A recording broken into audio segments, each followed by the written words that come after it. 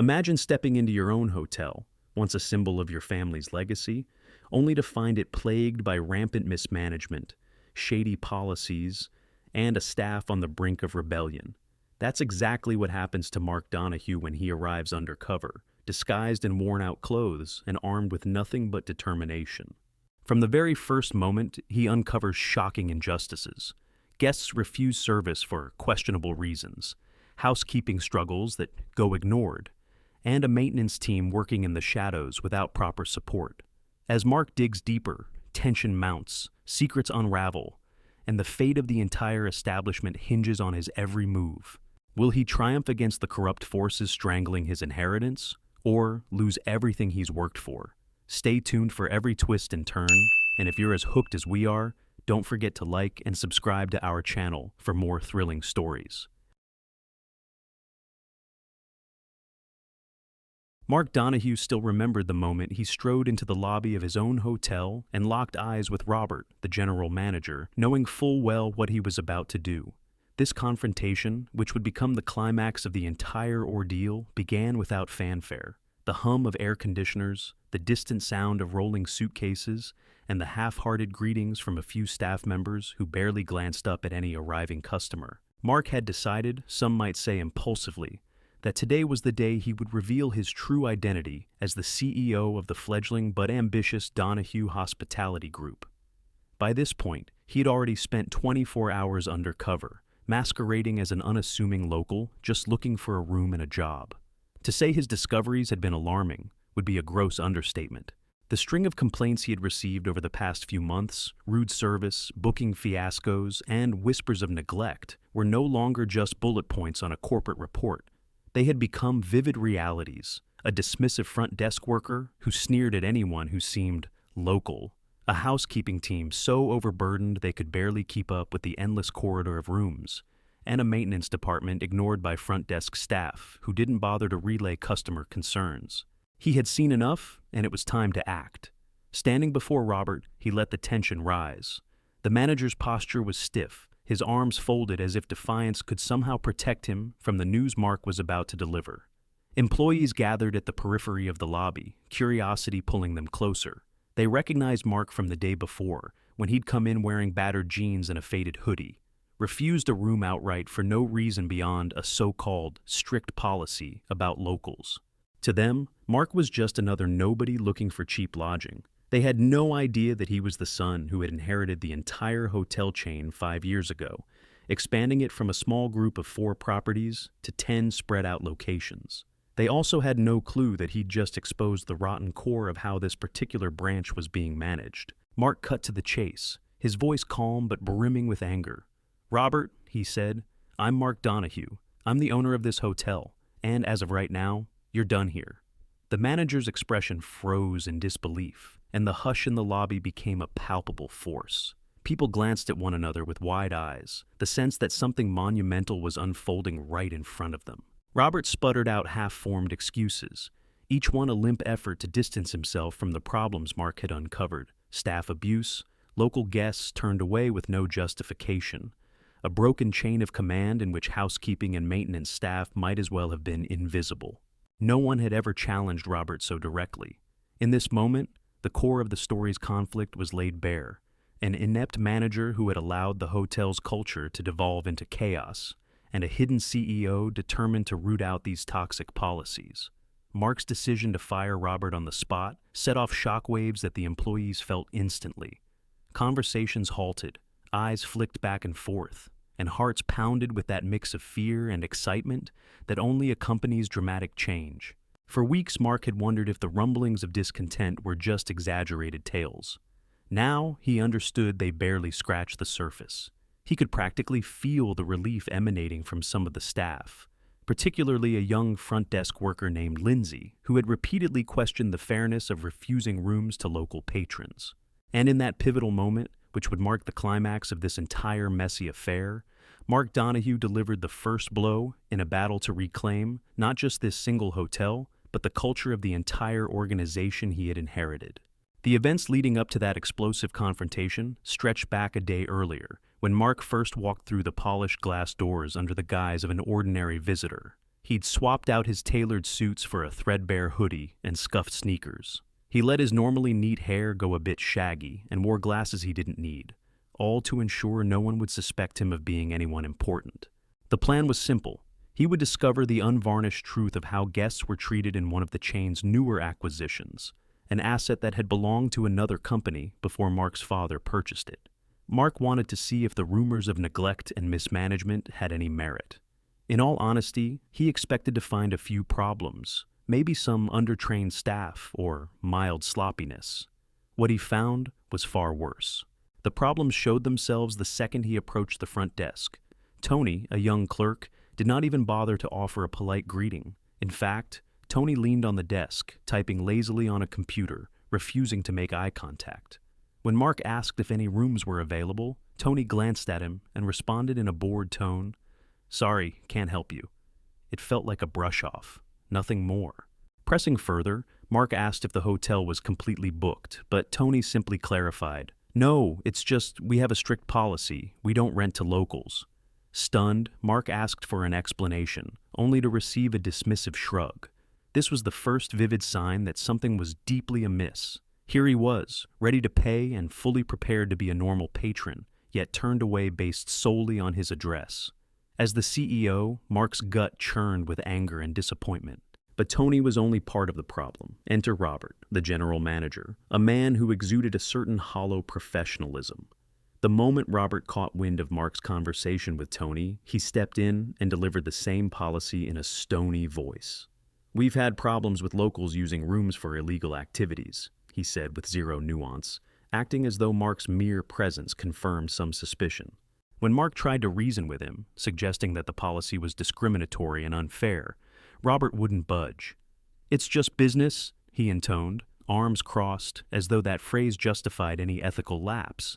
By that point, Mark's frustration had skyrocketed, but he'd also gleaned a crucial piece of intelligence. The leadership here was out of control, and Robert was the epicenter. He left quietly that evening, but not before noticing Lindsay, the only staff member who seemed uncomfortable with the hotel's attitude. She'd peered over nervously from the concierge desk and even dared to speak up, remarking that she had never seen an official policy mandating the refusal of local guests. Robert had silenced her. Something in Lindsay's demeanor gave Mark a glimmer of hope, a suggestion that not everyone was complicit in this stifling environment.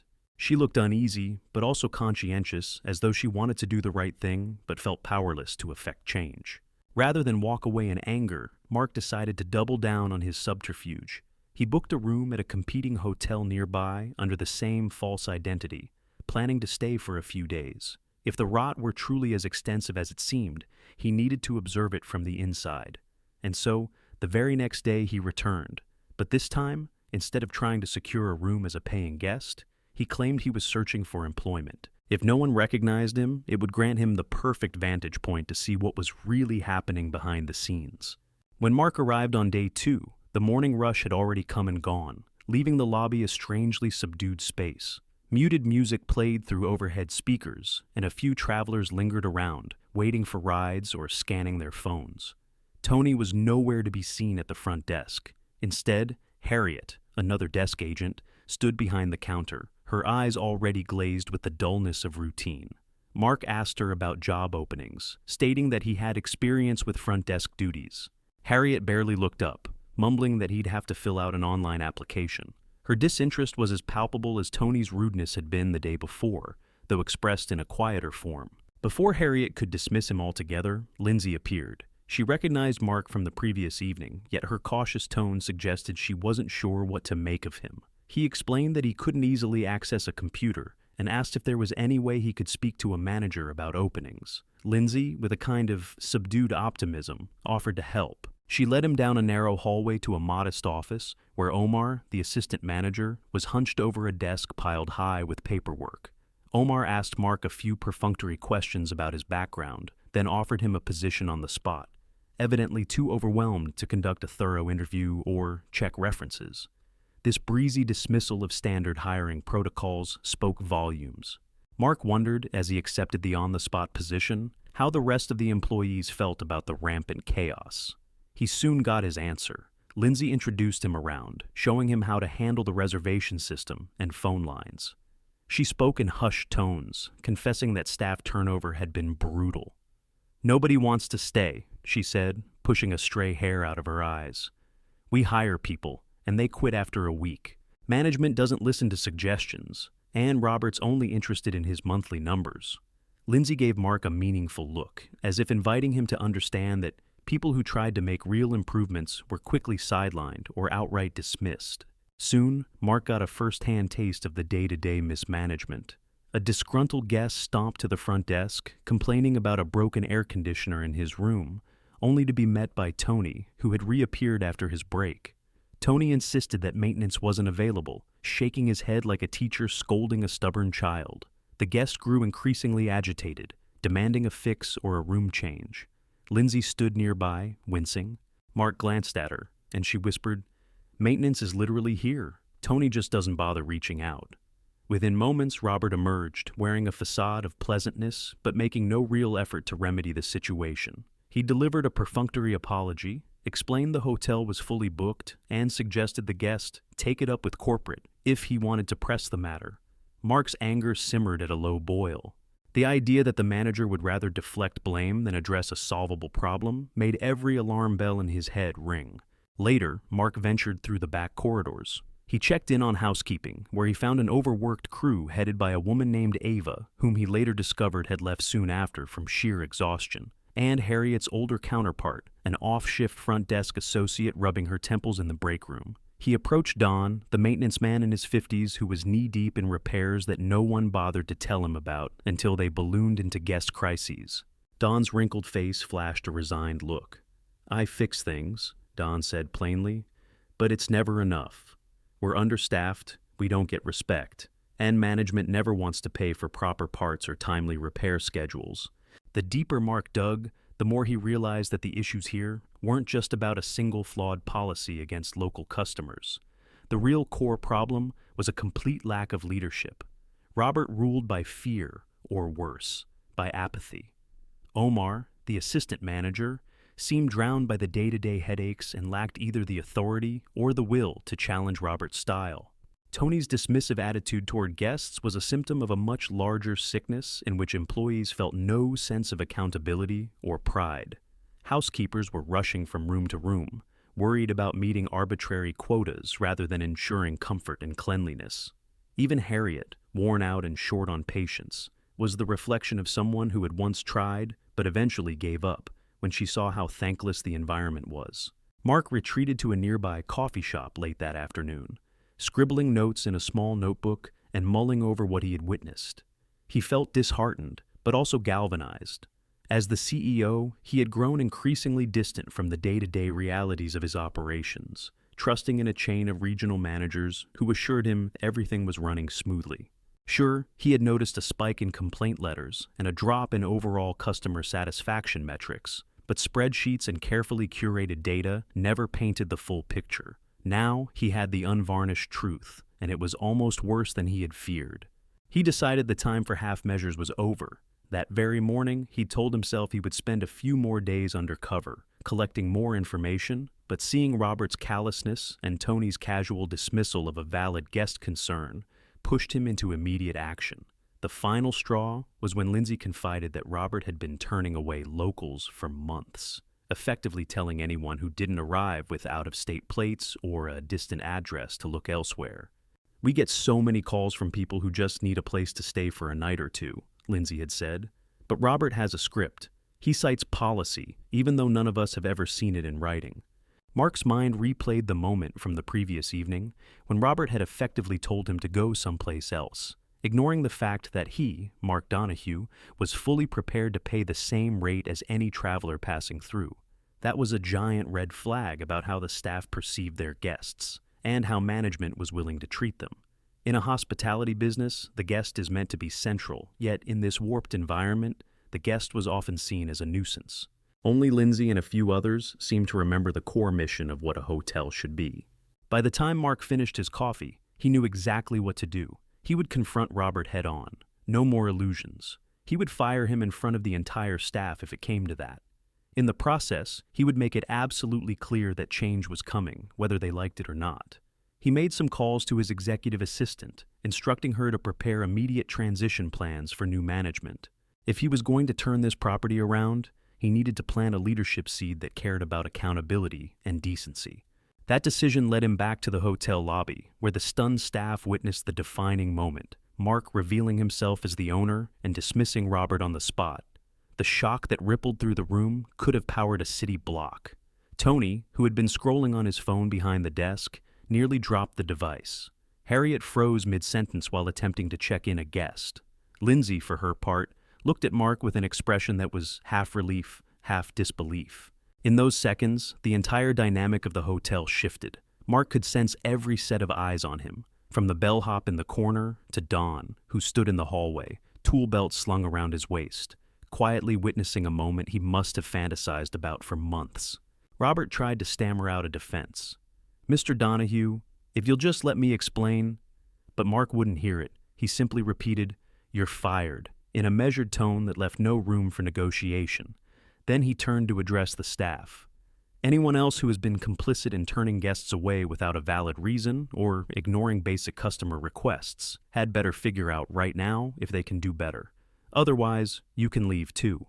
The silence was thunderous. Part of Mark wanted to reassure them that he wasn't a tyrant, that he wouldn't punish them for having followed Robert's misguided directives. Yet he also needed them to understand just how seriously he viewed these breaches of trust.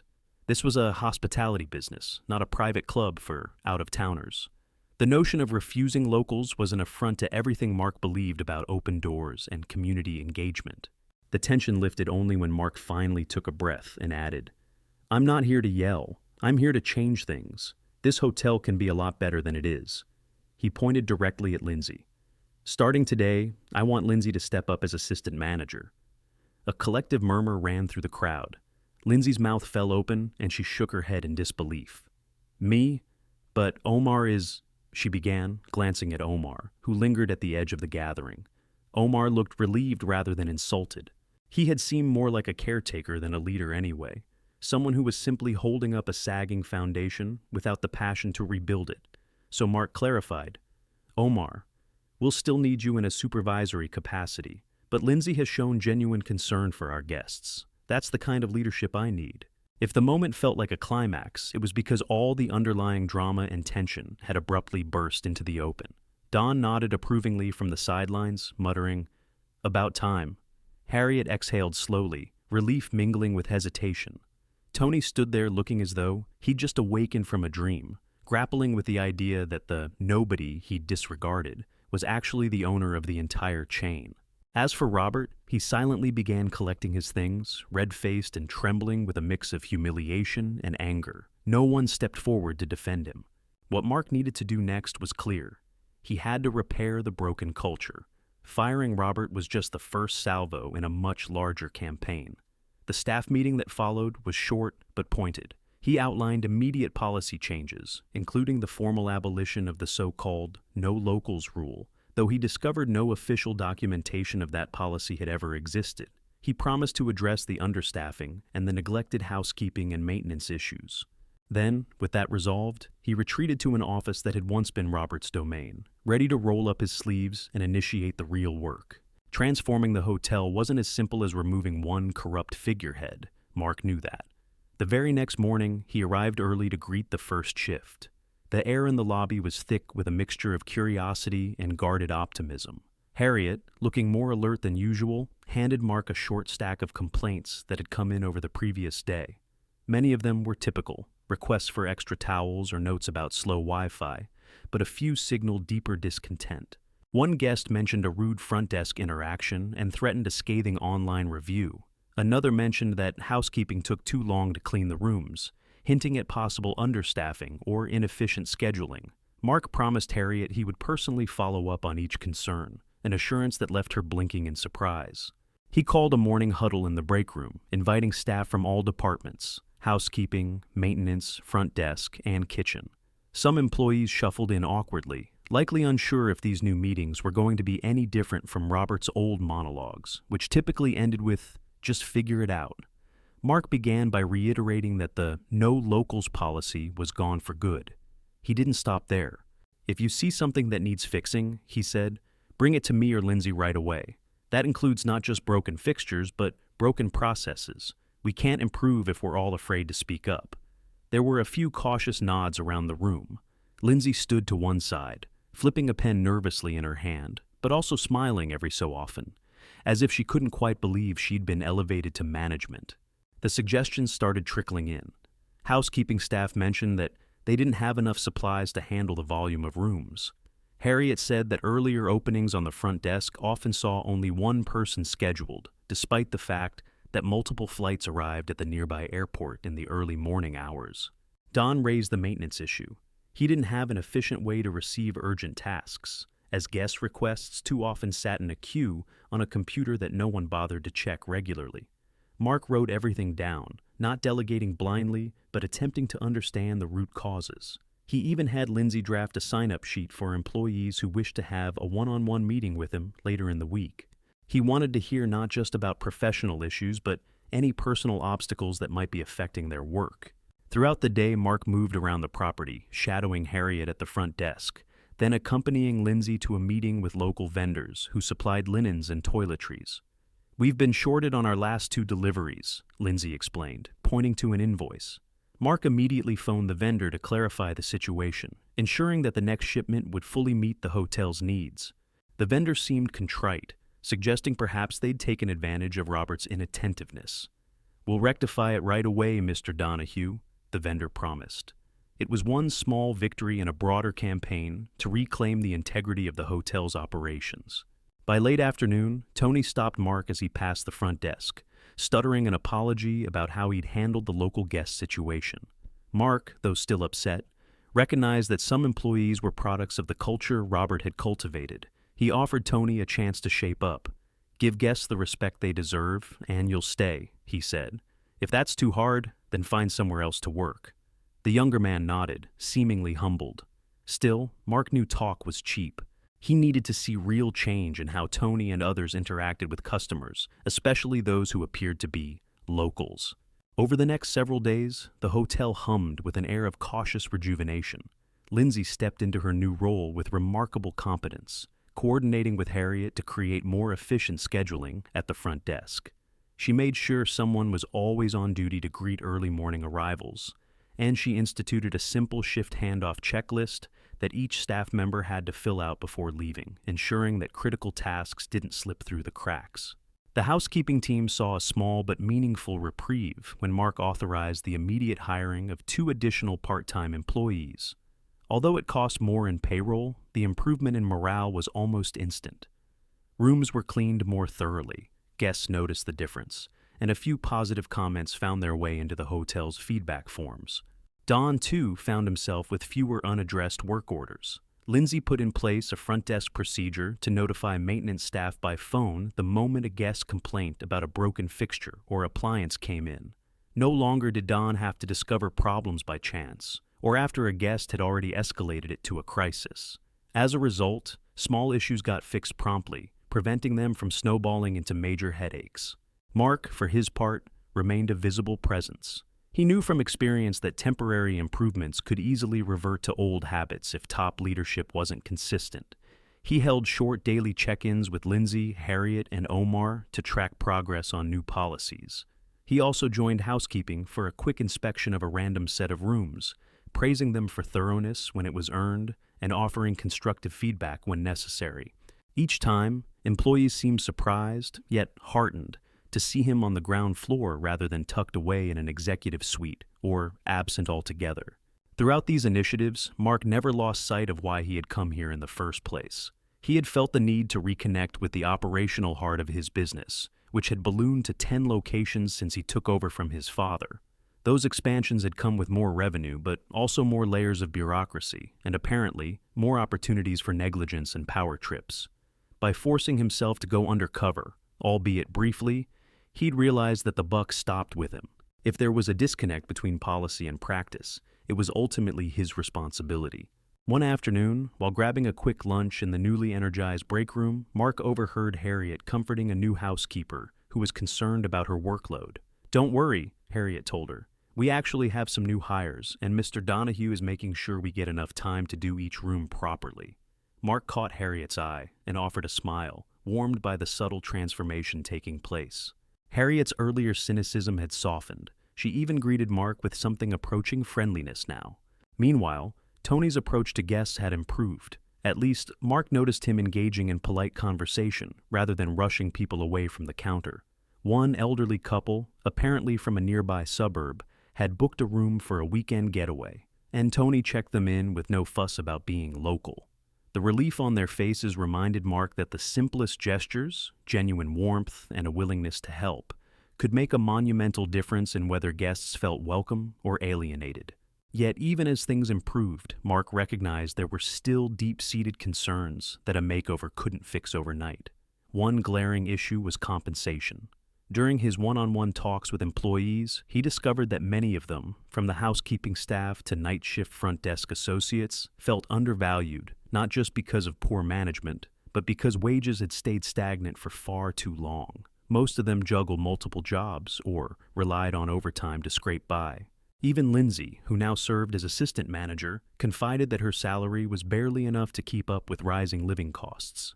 Mark spent a late evening in Robert's old office, poring over financials and comparing the cost of giving modest raises to staff versus the cost of the hotel's chronic turnover problem. What he saw confirmed his suspicions. Every time an employee quit, the hotel spent money recruiting, hiring, and training a replacement. That didn't even factor in the negative impact on service quality that would lead to lost revenue. Over time, it was clear that the cyclical churn of staff was hurting the bottom line more than a pay raise ever could. With that data in hand, Mark made the call to his chief financial officer at the corporate office, explaining that he intended to raise wages across the board at this property. The CFO hesitated, reminding Mark that labor costs were already one of the biggest expenses. Mark insisted that improved service and reduced turnover would offset the outlay in the long run, and that beyond the spreadsheets, it was simply the right thing to do. The next morning, Mark announced the impending raises at a staff meeting, explaining that they would take effect as soon as the paperwork and budgets were finalized. The reaction was a mixture of shock, relief, and excitement. Harriet's eyes shimmered. Lindsay broke into a broad grin. Don placed a hand over his mouth and shook his head, as if not quite believing that, after all these years, management was finally acknowledging that proper pay was part of valuing employees. Tony, too, seemed taken aback, though his reaction was more subdued, likely owing to the guilt he felt over his past behavior. After the meeting, several staff members approached Mark to thank him, but he was quick to remind them, "I can't do this alone. We're fixing things because you're all stepping up.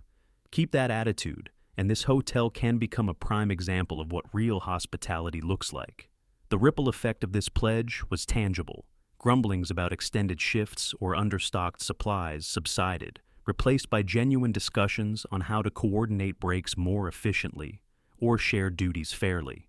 Motivated by the prospect of better wages and improved morale, the team began tackling the hotel's lingering issues with renewed vigor. Housekeepers reorganized their carts to streamline cleaning protocols, and Harriet found herself training a new front desk hire with uncharacteristic enthusiasm, describing how the property was undergoing a positive overhaul.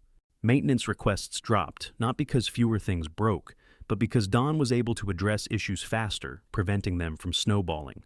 Word even began to spread among prospective guests that the hotel was no longer the dismissive, cold place it had once been. A handful of online reviews highlighted the turnaround, praising friendly front desk staff and quick problem resolution. Of course, not everyone was thrilled. Omar quietly expressed concerns to Mark about the short-term strain on finances. As assistant manager, Lindsay had replaced Omar's old role in many respects, leaving him uncertain about his own future. Mark took him aside one evening to assure him that the management team would need all hands on deck, especially individuals like Omar, who understood the day-to-day workflow. "There's room for both leadership and compassion here," Mark said. Omar, visibly relieved, nodded and agreed to focus on higher-level scheduling and oversight, leaving Lindsay to handle the more direct customer interactions. This collaboration formed a balanced structure that had been lacking under Robert's reign. By the time 2 weeks had passed, the difference in the hotel's atmosphere was striking. The front desk bustled with energy, but not tension, as Harriet and Tony checked in, guests efficiently, occasionally sharing a laugh or helpful tip about local attractions. The housekeeping crew worked methodically and without the panicked rush of prior weeks, thanks to extra personnel and a fairer division of responsibilities. Don kept busy with minor repairs, but he no longer seemed perpetually drained.